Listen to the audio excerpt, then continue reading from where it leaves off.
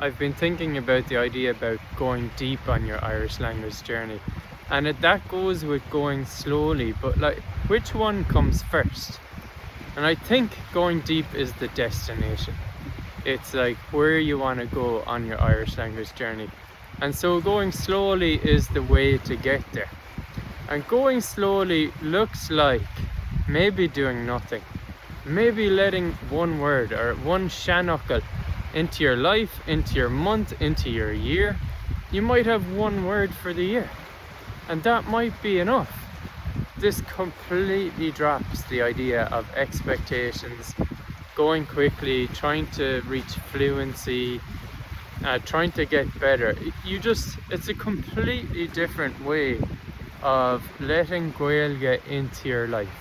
And go deep is one of the truths that I've covered in my new book, The Shacht Mala, 7 Ways.